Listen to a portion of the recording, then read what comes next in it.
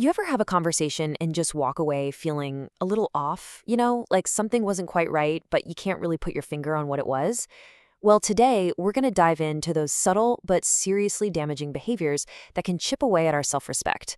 It really all comes down to knowing which lines should never, ever be crossed. This quote right here, it just nails the whole dynamic we're talking about.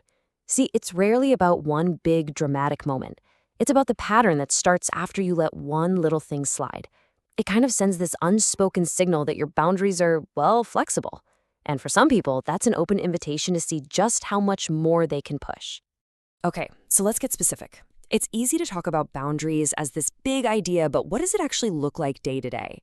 Being able to spot these behaviors when they happen, that is the first and honestly the most important step in protecting your own peace of mind. So let's break down some of the most common ones. All right, first up, deception. Let's talk about dishonesty. This is, without a doubt, one of the fastest ways to completely tear down the foundation of any relationship. Friend, family, coworker, you name it. Why? Because trust is everything, and deception just shatters it. Now, here's what's so important about this. Notice the words big or small. We tend to brush off those little white lies, right? But what we're talking about here is a pattern. A consistent pattern of any kind of lying is a huge red flag. Its whole purpose is to control the story, and by doing that, control how you see them and the world. So how does this actually show up? Well, maybe you notice their story changes a little bit every time they tell it, or you ask for a simple detail and suddenly things get really fuzzy and evasive. It's that constant stream of broken promises, or those supposedly harmless little lies that should really make your ears perk up. It's the pattern that tells you what's really going on. Okay, moving on from outright lies to something that can be even sneakier, manipulation. This is all about emotional control. And one of the most common tools in the manipulator's toolbox is making you feel like you're responsible for their feelings and their actions. This is a classic move. Instead of just owning up to something they did, they completely flip the script. All of a sudden, they're the one who's been wronged.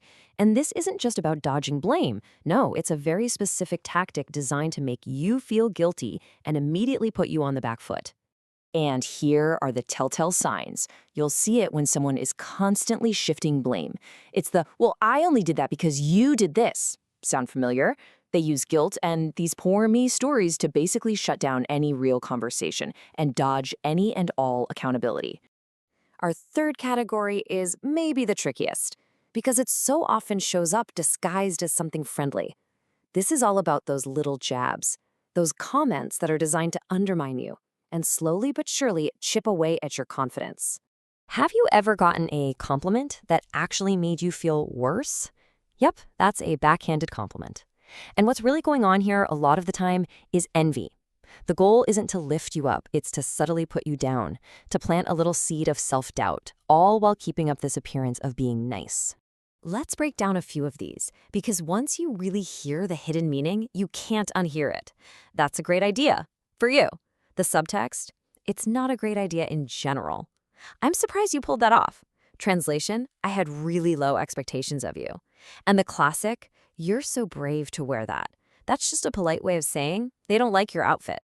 Okay, so we've spotted the lies, we've called out the manipulation, we see the disrespect. But now what? Just knowing this stuff is only half the battle.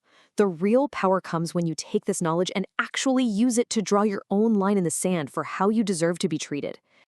This right here is the main takeaway.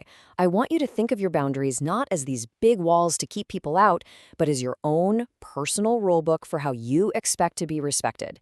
It's an act of self-love, really. It's you communicating to the world that you value yourself way too much to accept behavior that tries to diminish you. And that all leads us to this final and most important question. This isn't just a bunch of interesting information. It's a call to action for you. So just take a second and really think about it. Which one of these behaviors are you just done with? Which one will you stop tolerating starting today? Because making that conscious choice, that's the first real step to building healthier, more respectful relationships in your life.